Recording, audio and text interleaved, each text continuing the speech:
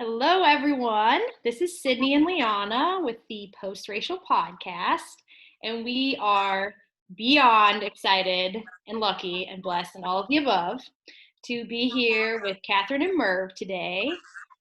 And I'm going to let them introduce themselves because they can, and I'm sure they're way better at telling us everything about the two of you. Whoever wants to start, just what do we need to know about you? Whether it's like school, what you like to do, what you hate doing, who you are. Just tell us who you are.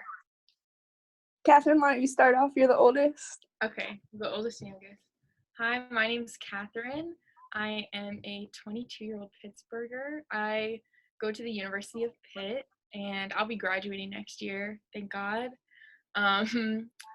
I study media and communications, which I really enjoy doing because I think the way people communicate is very interesting. I love listening to podcasts like this. Yeah, and I'm super passionate about having these types of discussions. I think my racial identity as a multiracial Black person, it's been very interesting and hard and beautiful seeing how my identity has evolved and how I think of myself and see myself. And I am really proud of my identity as a Black person, and that, yeah, and being proud of that in college has been difficult and also great. So yeah, I guess I'll talk about what I love. I love to eat. Yeah, I love eating. Me too. Pittsburgh has really upped their food game. Well, I'm young, so I haven't, been here that long, but Pittsburgh food I think is great, and I'm proud to be a Pittsburgher and see all the amazing restaurants that we have here and eat at them.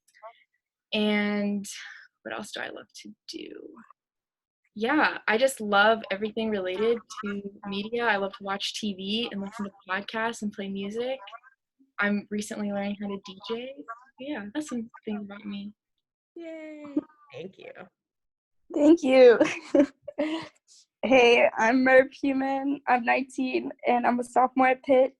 I'm an econ major, but I might switch that because as we found out, the economy isn't real. So I'm kind of undecided right now. What do I like to do for fun? I also like to go out to eat, and I work at Starbucks, and even though that's my job, I think it's fun. And so at Pitt, I'm actually on the e-board for the multiracial club, and that's kind of how I've chosen to do some organizing while I'm on campus and keep the conversation going about being a multiracial being. And one thing that I think we don't talk about enough is whiteness. And so just recently, well, I'm in a sorority too, and I'm the women's issues chair. So I did a presentation on intersectional feminism, and I made it mostly about white feminism because I feel like that's something we don't talk about. So, okay, wait. So you're in a sorority, and they let you do this. Yes. It went well. Thank you. So, yeah, that's a conversation, maybe we could talk about in the podcast, but something I like to talk about because these are uncomfortable conversations that we need to be having. So, yeah. Mm-hmm.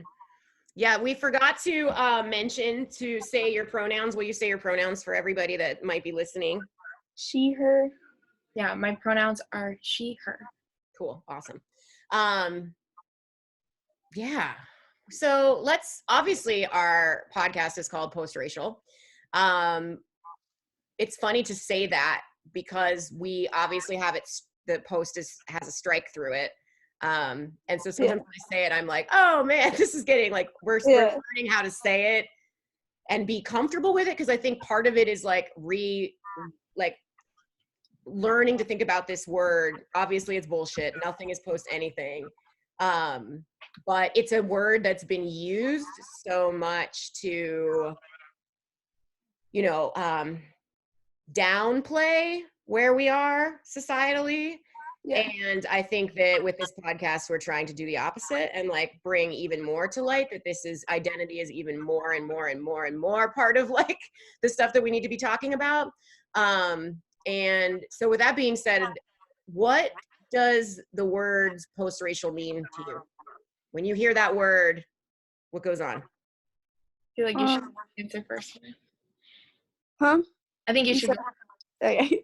I guess for me, it kind of feels like a cop-out word. Like, that's just immediately where my mind goes, like, trying to beat around the bush. Because we've seen people don't want to talk about race, period. So it's like you're insinuating that we did have that before. No, like, we haven't done the work. So that's kind of what I think. Yeah, it just feels like closing the blinds, turning around. Just, it makes me think of ignorant people when I hear post-racial, and it's unfortunately something that I feel like, you know, I hear a lot. People bring up like every day, thinking that, you know, we live in a post-racial world. So What does yeah, that even mean? exactly. To them, it sounds great. Yeah. It allows them to ignore what's really going on with themselves in the world. Like you said, Merv, a cop-out. So. Yeah. When you have you ever asked? It sounds like you've had this question asked before. Like someone just says post-racial, and you're like, "What are they even thinking?" Like, yeah, I'm trying to think. they Like, I ever don't try even to tell know. you what they're thinking? I don't know if this ever comes up for you, Kathryn, but like when I think about it, I'm like, I don't know if it's come up so much like in conversations with other people, but maybe it's something I see like on the internet. And like I honestly feel like, even though I just answered your question about it, like I kind of feel like I don't even know what people are talking about when they mean post-racial. Like maybe it's good I haven't seen it come up that much, but like what is it? Yeah. It just makes me, like you said, those people on the internet that are like, we've evolved past, you know, which, yeah, it's like, what does it mean? You know? Big question mark. Yeah. I want to ask, so I just Googled it just for the hell of it because I was curious. I Google it often. And Sydney and I obviously Google interracial relationships often too. And usually what pops up, you know, with interracial relationships is like a lot of porn, a lot of just all like a lot of over sexualization, and a lot of dating sites, and a lot of preference, like racism masked as preferences, but just a lot of horrifying shit. Yeah. And when you Google post-racial, you come up with, you know, all kinds of articles, at least what I'm bringing up right now, that are mostly saying that, of course, it is an illusion. This is probably because of the kind of stuff that I search. Yeah. I gotta get an unbiased search going. Yeah, I don't know what comes up if somebody else searches it, but yeah, it is a term, post-racial. The way that the dictionary says is denoting or relating to a period or society in which racial prejudice and discrimination no longer exists. Yeah. An era. I guess it's like white people think that that's like all the time. They've always thought that. Yeah. Like, yeah. Yeah. Yeah, I'm looking at the definition now too. And so like that's kind of why I did my presentation on the intersectional feminism, because it's like when you're living a super privileged life, like you're really not thinking about other people, and even though they may not define their existence as post-racial, that's probably how they think. Like, oh, well, there's Black kids at my college, like they're fine. No.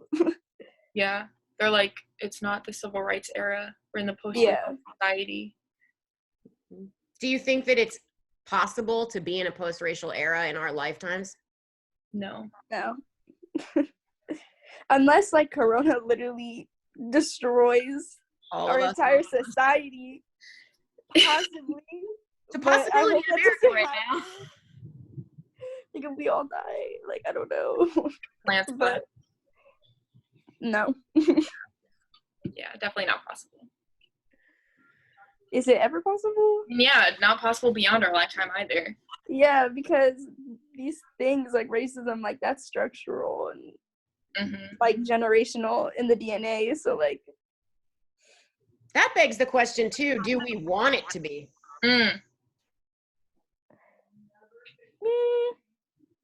It's hard to even it's hard to imagine it being that way.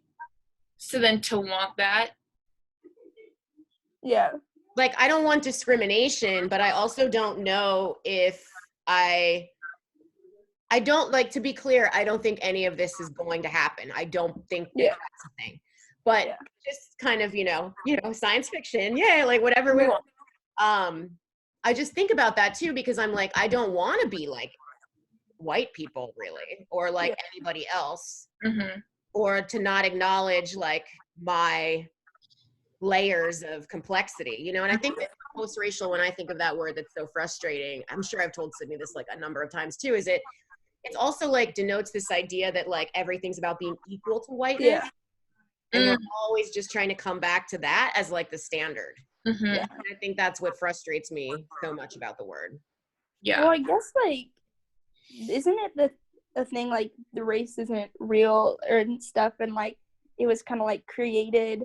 So I guess like at one point in time, like was there a post-racial society before like those like names and categories were made up? Like maybe it is possible like in 1,000 years if something happens, like we're still us, like, but I don't know.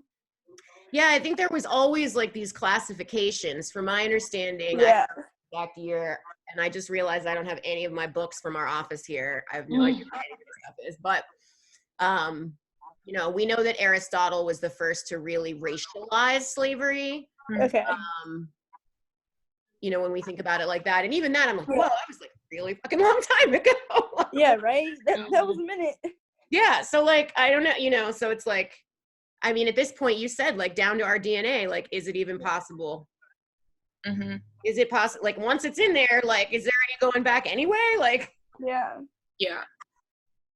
I think something I just wanted to ask a follow up that you had said, Merv, about how you focused on like whiteness in that conversation about intersectional feminism, and I just think that's like so often.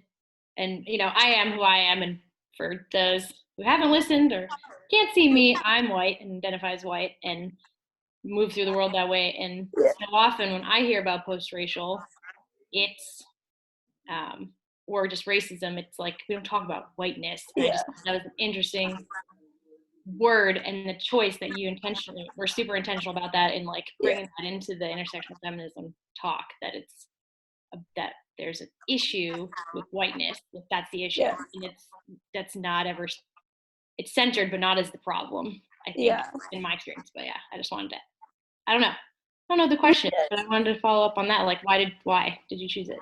Well, also just thinking about like the whole post-racial thing, it's like if we went into a post-racial society, like nothing would really change for white people still. Like they would continue to just be the raceless thing. So it's like, maybe we don't want that. Like, and I guess like with me focusing, like even though my PowerPoint was called intersectional feminism, that was really just to not scare people, even though it was only about white feminism. And so it's like, I feel like with these like things, it's like maybe not call it post-racial, but like let's talk about white people. So well, it's like we've talked about that a lot of times too. We didn't mention that Sydney and I have had the pleasure of knowing you both since you were quite young, even younger than you are now, which is young. And you know, we've talked about whiteness, right, and so many different ways for so long. And it's such a complicated, it is the norm. So how do you? Well, I guess that's the cool thing about it, is like it's a conversation that you can have for a really long time, maybe because it's so difficult. Like I know just with me and Kathryn, like we've only been able to talk about it recently without it being like a really sensitive subject. So it's like, it's not a good thing, but it's interesting because it's like we can have these conversations for a long time. So it's constantly something that you can learn about. So it's like, maybe you should think about investing these conversations. So yeah, not to keep talking about this PowerPoint, but that's kind of why I wanted to do it, because it's like, we have to get the ball rolling. Find that, were you saying that you just started to talk about it recently within the two of you, or even in all of your relationships? For both that question is for. Yeah, I'd say for me and Kathryn, like, definitely recently for the two of us, maybe like 6 months. Oh, I thought you were referencing to like when we were at Liana's art installation thing. Oh, I mean, that was more talking about being multiracial. And I feel like, like, at least for me, whenever I used to talk about it, I sounded like white. I don't know. It was just super just like, like, just like regurgitating like white people stuff about, like, yeah, like, it was still valid. Like, I was upset, but like, I wasn't talking about like the whiteness in me, and I wasn't seeing that through the lens. But like, for me and Kathryn, like, having the whole like reverse racism conversation like this time last year, like, it wasn't happening, but thankfully now, like, this school year, it is. So yeah, it's interesting. Yeah, like, are you thinking back about when you were having problems with your friends? No, I'm thinking about, LOL, hopefully mom's not listening. There was a family conversation about your hair. Yes. Yeah. And, that was around the time when you were having those problems with your friends who basically didn't believed in reverse racism, and right? Yeah. Freshman year. I was having conversations like with other friends though about it. You know? Okay, sorry, I'm just thinking about the time. But I'm not talking about that. And it's super hard to like. It's also just interesting, like, even though that was only 6 months ago, looking back and just reflecting on why I had those thoughts and said those things to you. Yeah. I'll just be specific about it. And you can correct me if I'm wrong, Merv, about the situation. Yeah. But Merv had, like, it was a year ago now, I think. Yeah, it was a year ago. A year ago, you had decided to get braids put into your hair, and growing up, having black hair was something that was never really talked about in our household, because our dad wasn't really, involved in our hair care routine, and our white mother just kind of did like the bare minimum with taking care of our hair. So there were never any conversations about protective styles or taking care of our hair. Once we were at an age where we could take care of it ourselves, we were kind of left to our own devices. So, and Merv and I have very different hair textures. I have much looser curls. And so Merv growing up, it was much harder for her to take care of her hair, which resulted in a lot of, emotional problems, and, and so like I got braids, and it was this big deal. Yeah. And so last year she had, decided she wanted to get braids. So basically, I think our mother was saying that Merv can do whatever she wants with her hair, because I believe that no matter what race you are, you should be able to do whatever you want with your hair. I don't believe in cultural appropriation, and I believe that like, my child's not black, but if she wants to have a black hairstyle, she can have that. Which, she was saying that white people should have it, so I tweeted about it, and then Kathryn showed the tweet to mom.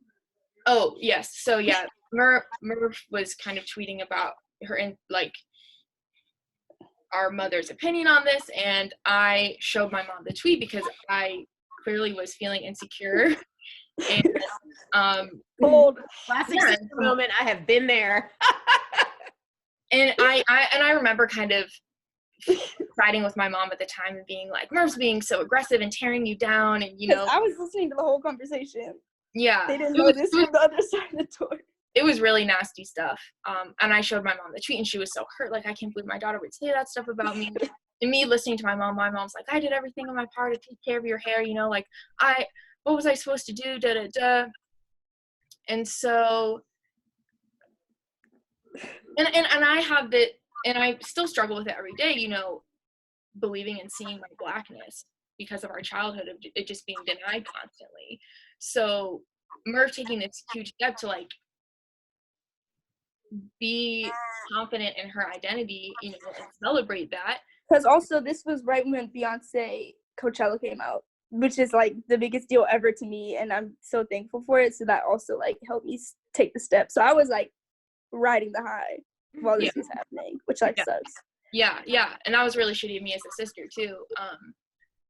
And so yeah, feeling like my whiteness was being, you know, like called out, attacked. Yeah. You know, I was ganging up on Merv and saying like she's not black enough to have this hairstyle, she's too light skinned, people are, you know, like that's like, you know, what I was thinking in my head, because, you know, I too felt too insecure to celebrate my blackness through my hair and, you know, wear braids or anything like that, or even wear my hair out. It took me so long to feel comfortable with that. Even though it was something that I was doing, you know, as a black person, there's a huge difference between wearing your hair out and feeling comfortable with that. So yeah, over the course of this past year, we've really been able to have good conversations about that situation that happened and how that hurt you, and that's been difficult. Yeah, it's definitely been difficult not to be like, oh, I've been new before everyone else, but like these, even when you're talking about it with people that you trust and that think the same as you, it can still be hard. So it's like looking back and like knowing that I was trying to have these conversations but no one would have them with me, like that sucks. Yeah, because even though like, oh yay, now I get to have them, like it was really hard to try and like talk about these things like with my friends and stuff and have people like tell me like it's not real. And you know, like shout out to like people like Liana and stuff. It's like I knew like, okay, well if they were having those conversations when I was like little, like maybe I'm not stupid for thinking that reverse racism isn't real. Yeah. Well, I mean, we totally bonded over this too, for some context, because I mean, this was something that, you know, for me, I don't know, I'm 20 years older than you are? 15. Yeah. You're not 40. No, 15. Yeah, I think. You know, I had the same issue with my hair. I straightened it. I thought I was completely just horrifying looking in the mirror. Yeah. And still do. Like, I still totally struggle with it, like a lot.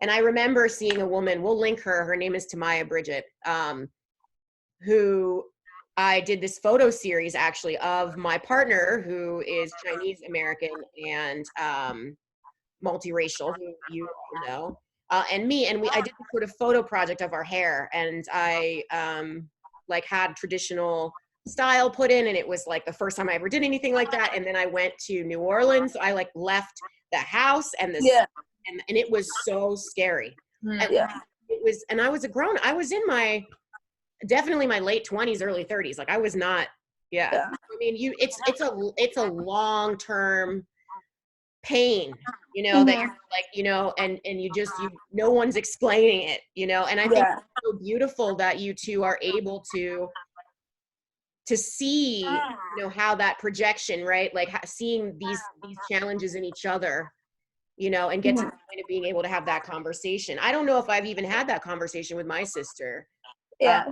explicitly. And so I think it's really beautiful that you are doing that. And that's the hard thing, right? Forgiving yourself. It's hard to forgive yourself for the fucked up shit you said. Because you listen to white people say fucked up shit your whole life. Yeah. It's really hard. Yeah. And you love those fucked up, you know, you love those people that are saying those things to you. And it's really, really, you know, and you rely on them for your food and your shelter and your life. And it's so hard to navigate that. And I think that's why Sydney and I, you know, are so passionate about this work and why we, you know, do it. But I think it's so beautiful when I think about how old I was coming to the same conclusions you two are expressing right now. And that together you were able to get there. It's beautiful.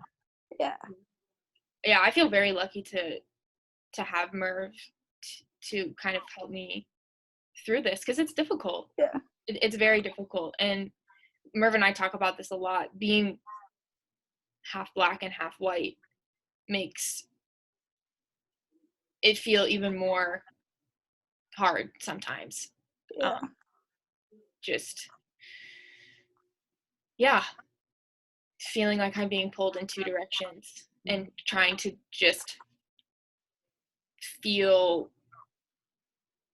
calm where I exist and accept that and, you know, be comfortable with where I am and in that space. So yeah. But like now I think it's interesting with the whole corona thing and like being forced to move home.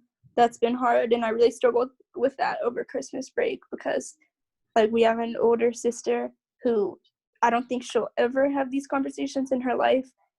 And so it was really hard like being around her and my mom and stuff after spending time at school.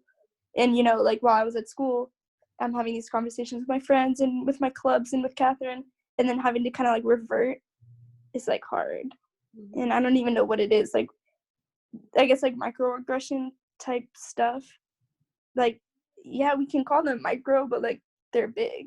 And so I feel like now it's getting to be like really stressful in quarantine and stuff.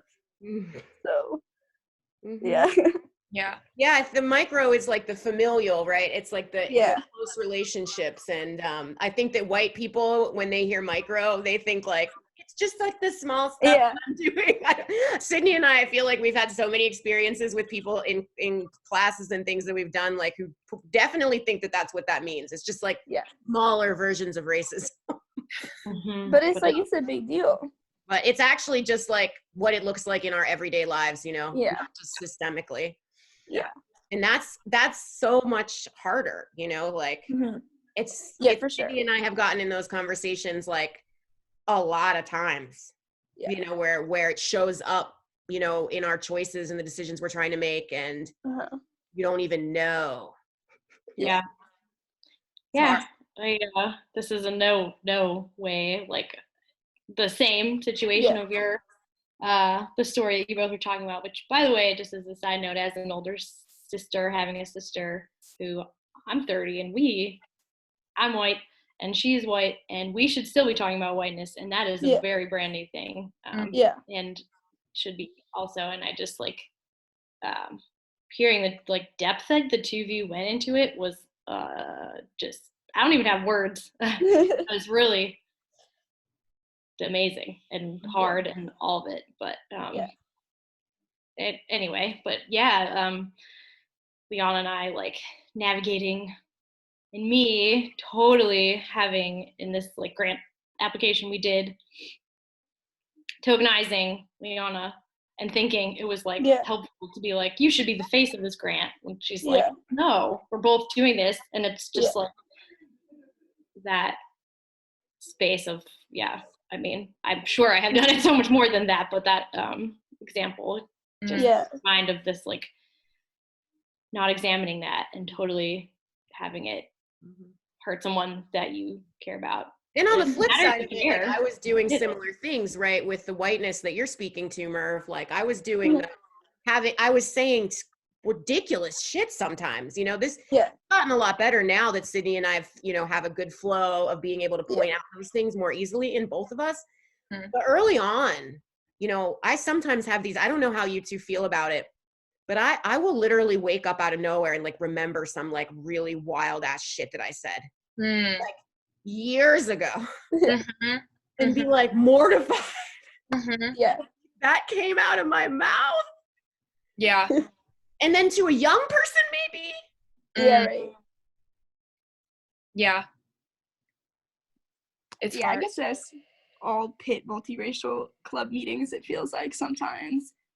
Like, I don't even know how to put it into words. It's like, we're not going to get anywhere just complaining about getting called like an Oreo. Because boo-hoo. Like, what?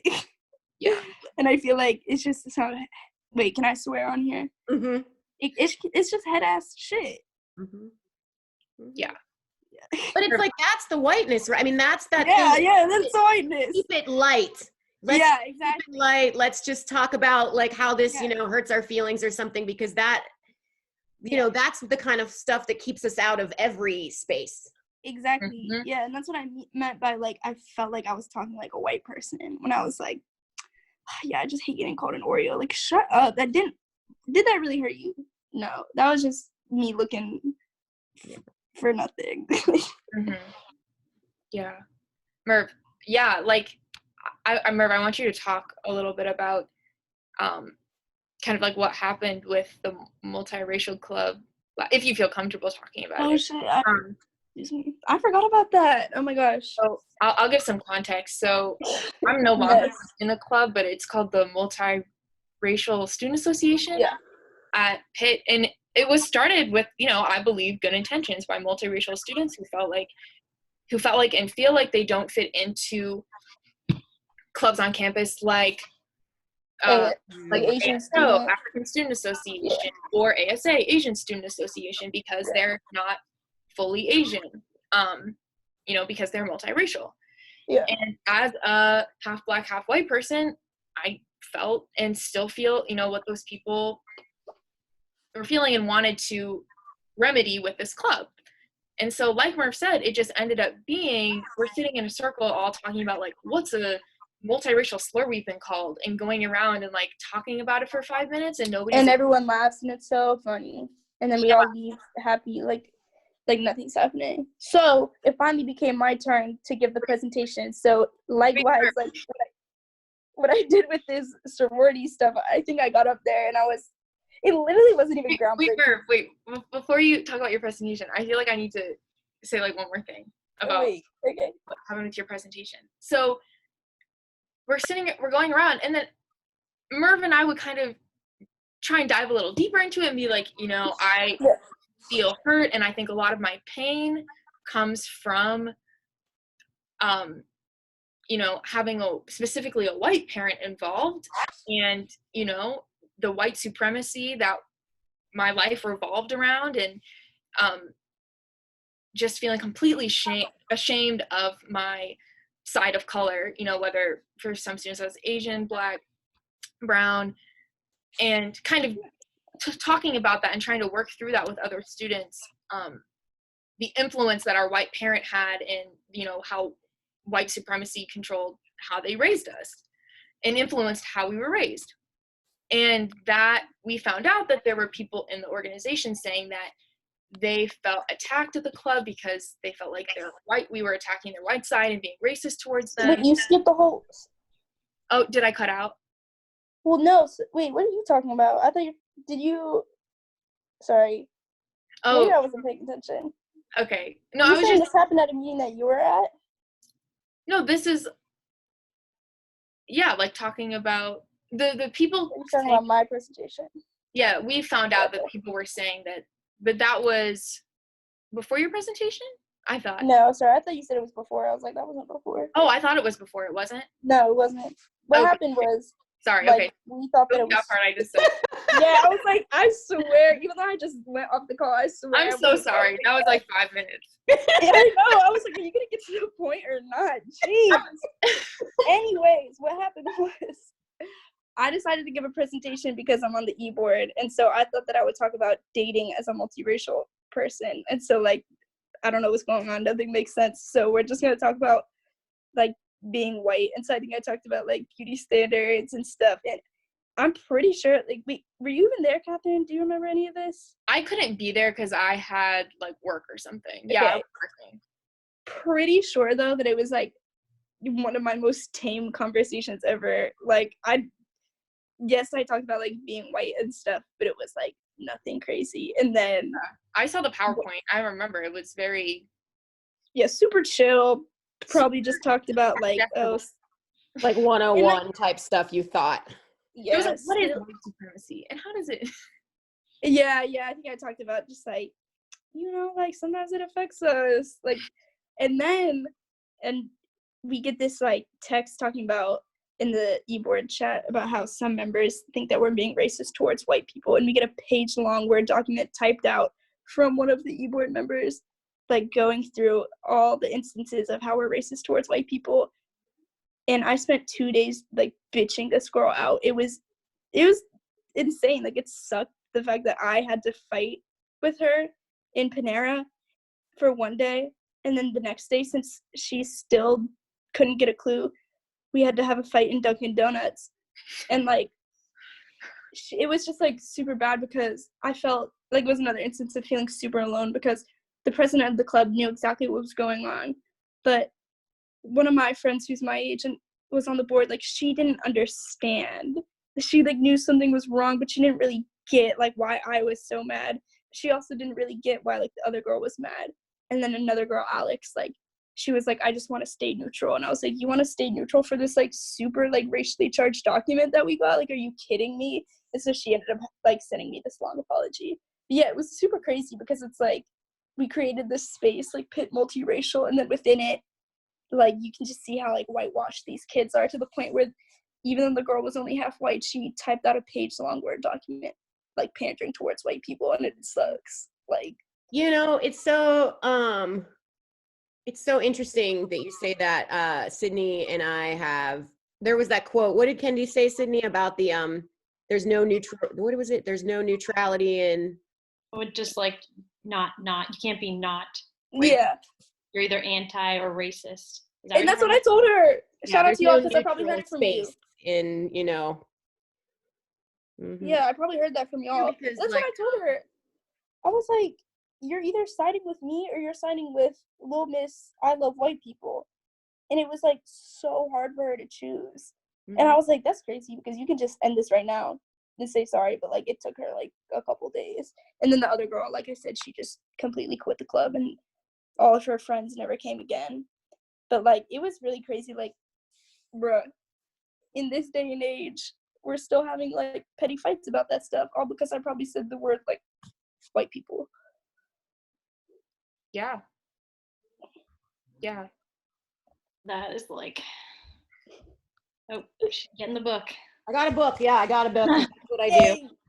The reason, so this is going to go into the next and like probably final sort of major question, but so something that we talk about a lot as multiracial people, right?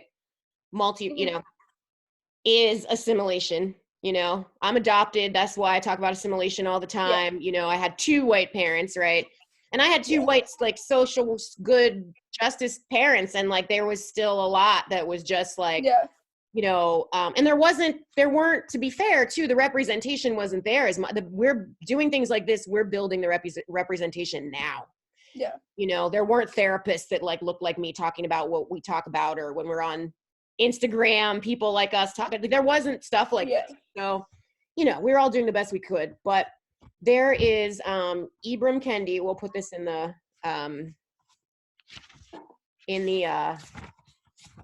Sydney, in the, you know, but anyway, this book, if you have you all read this book yet?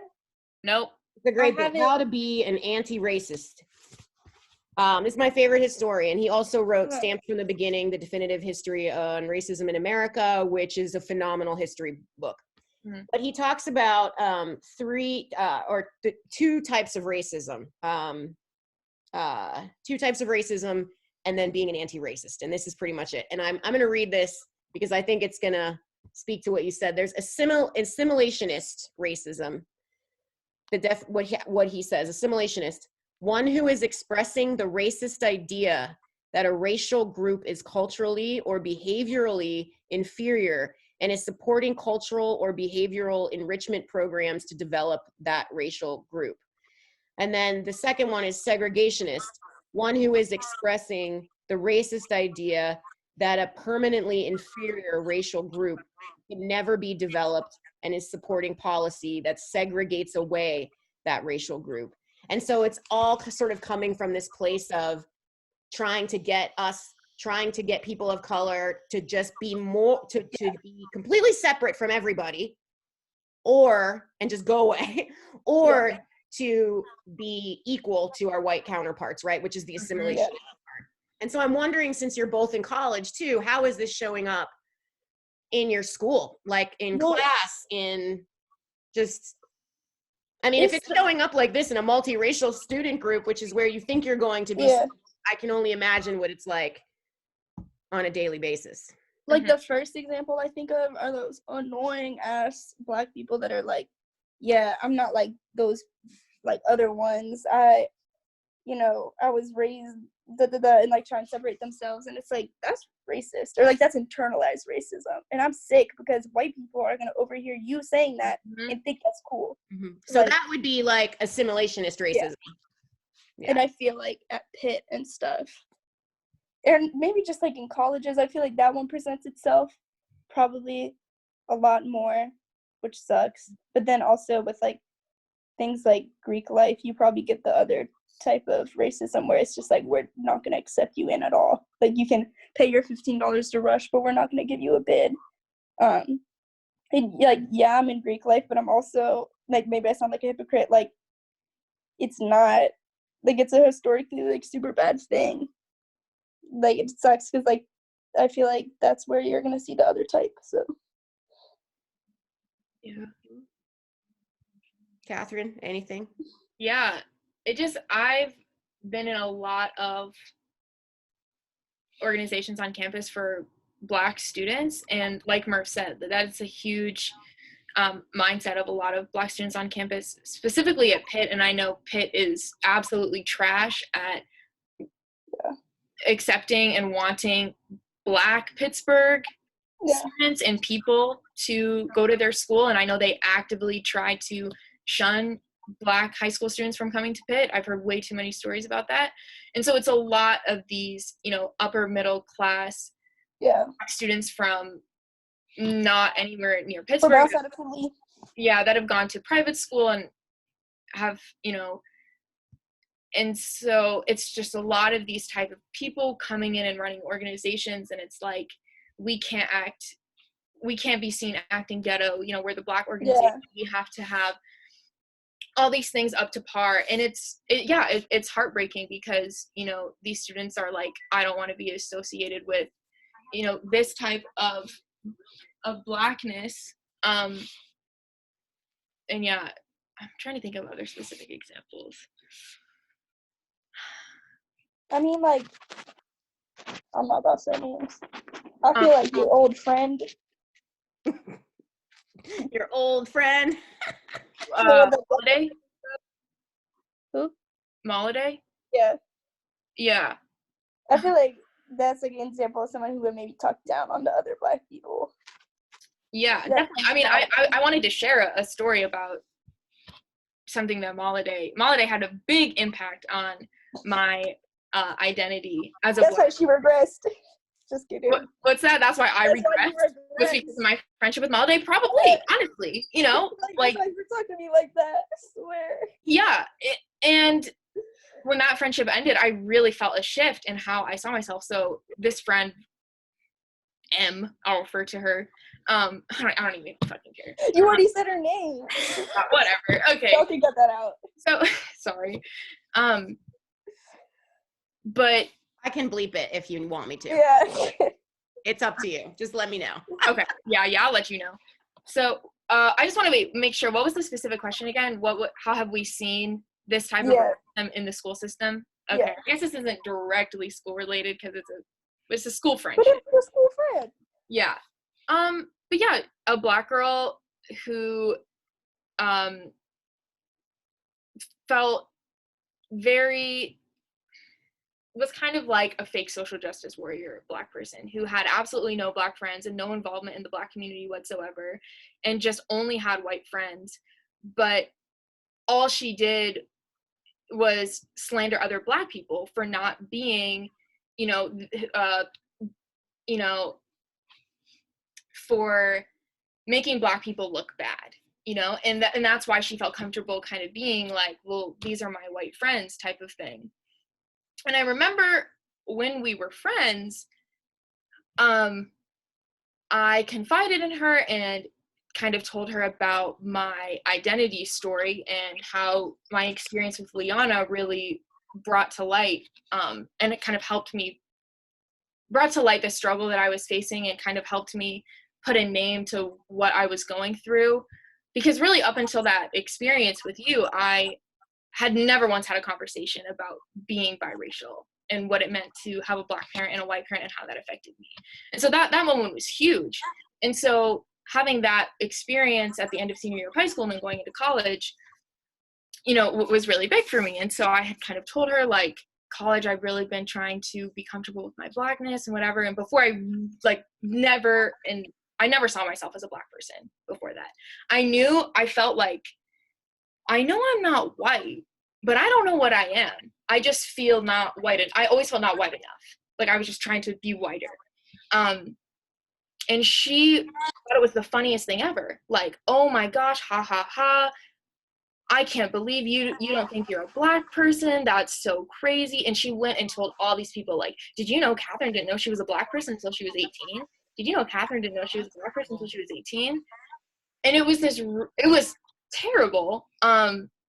Because I was involved in a lot of Black organizations on campus, and not everyone, but people coming up to me like, I heard you didn't know that you were a Black person. They're like, did you ever look in the mirror? It's just, yeah. And also going to a predominantly white institution already, I'm like, y'all, I'm already struggling bad every day. So then to have the few Black people that I'm surrounded with coming at my throat for struggling with my Blackness, which is something that we all go through, was really hurtful. And but so it also sucks because it's like, that's another realization that I've had to come to, is like, sometimes I can't talk about this with my Black friends, which fucking sucks. Mm-hmm. And like me and Kathryn like share a lot of friends and stuff, and it's like one time, I don't know if y'all know the artist, like I don't know if it's Mulatto or like Lil Mulatto or something. I was like, oh haha, I like that name. And then like Sierra or Dominique or someone was like, are you even allowed to like say that? It was like super weird, and like I was like, yeah, I forgot I can't talk about being mixed in front of you guys. But also just like in general, it's like kind of crazy because it's like, for me, knowing about like, oh, can I have these conversations or not, like off of that point, it's like I can't choose like, oh, I'm gonna have this conversation like with you because you're Black. It's just like really anyone who wants to have that conversation about like whiteness and race. Like you can be like Molliday and be Black, but it's like that doesn't mean you're willing to have like these conversations.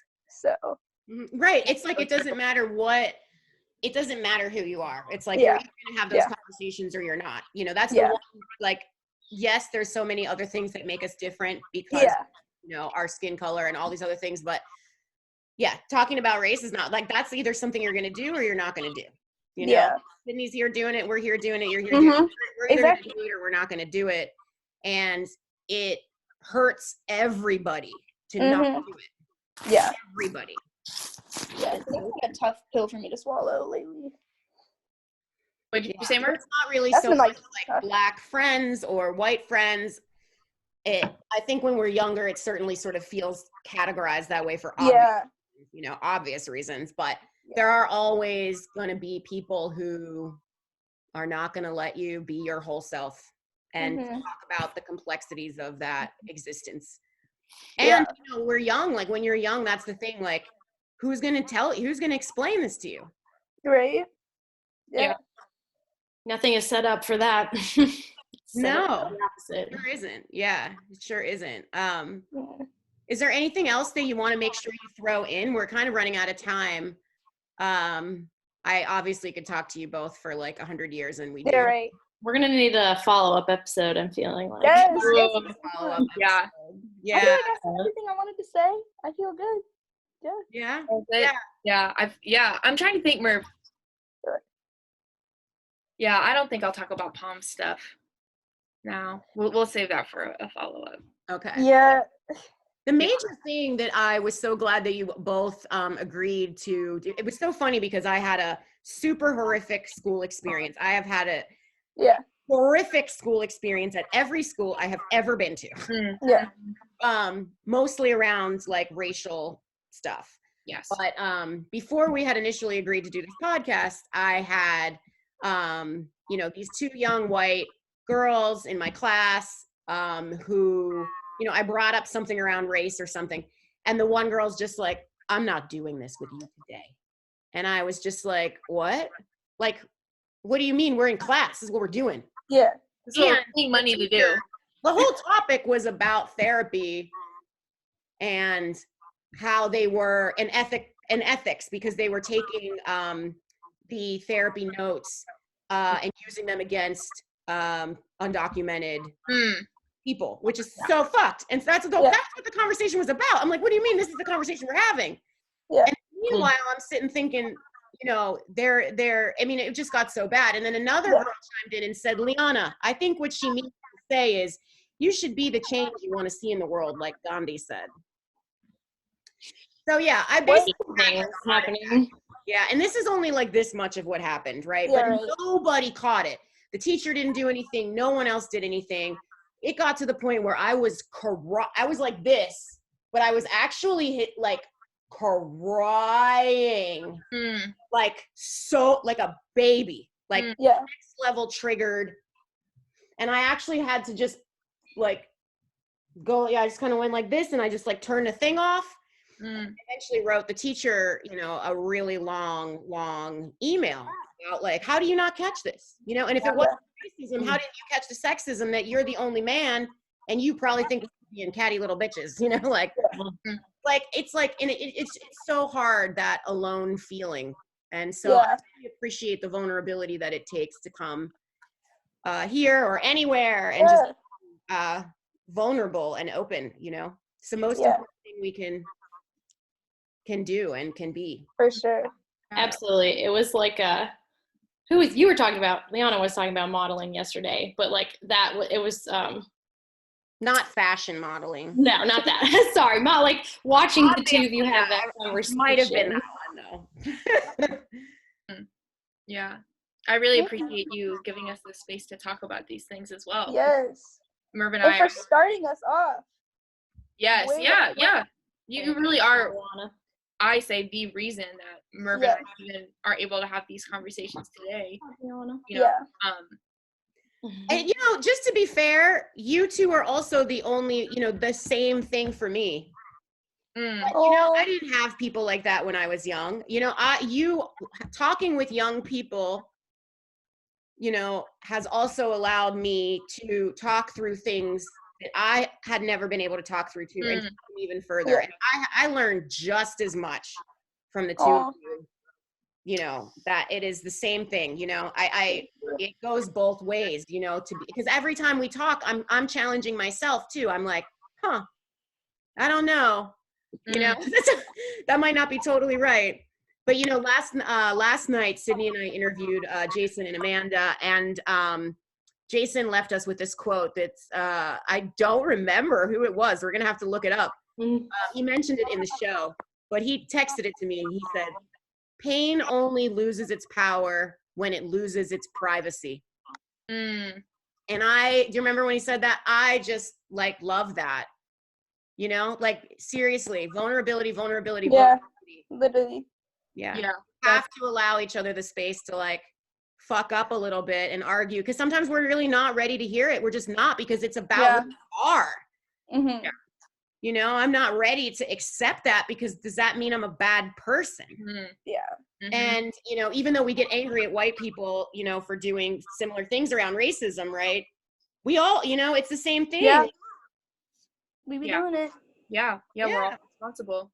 We don't know. I mean, we don't know what we don't know what we don't know. And, you know, and it's hard to have your worldview shifted, you know, and especially when you've been raised when you don't share the same identity, no matter who you are, as your parents. And then on top of it, you're carrying all of their biases, you know, my mother, I love my mother more than anything, obviously, the entire universe, but I'll never forget. My mom said a whole lot, like always said the best things to me ever. But I still remember when she commented on my straight hair. I sure as hell that it was beautiful, and that I remember that, right? And so even though I'm sure I did combat her about it, I was like, what is that supposed to mean? Is that supposed to, and then she was like, oh shit. She definitely caught herself, like, I didn't mean it that way, but definitely kind of continued the conversation as like, I didn't mean it that way, so let's squash it, instead of like, let's keep going, let's keep leaning in.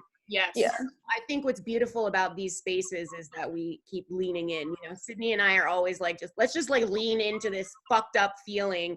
I might not be able to do it with other people, but I know I can do it with her. I know I can do it with you.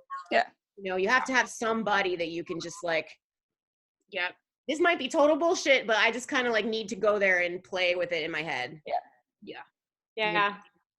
Like, Yeah. I totally learned so much from the two of you. I don't know you as well as Luana does, but I really appreciate that Thank you. conversation, because the way that the two of you just like went back and forth and were honest and like vulnerable and like humble. I don't even, that's like maybe the right word. But it's like something that I think of my sister, but like it's with everybody in our lives. That's like what makes this so hard to do in relationships. Yeah. Or where we stop. I mean, especially I can for sure say that for myself. Like that's the rub, is like, especially with someone you care about who's so important, who's your people, and then it comes up. It breaks a lot of relationships, and was really amazing to see the two of you come back from that and talk about it. Sister goals. Yeah. Hey. Yeah. I gotta go to Chick-fil-A, guys. So You're eating Chick-fil-A? stop. Yes. Isn't that hypocritical? Yes. I have this conversation a lot. I'm sorry, y'all. It's just that. Please edit this part out. You better let her go get her food. I'm gonna make myself an Italian hot sausage sandwich. See, exactly. I gotta eat. So it was so good to see you, and yeah, that's it. I miss We'll y'all. see you all next week.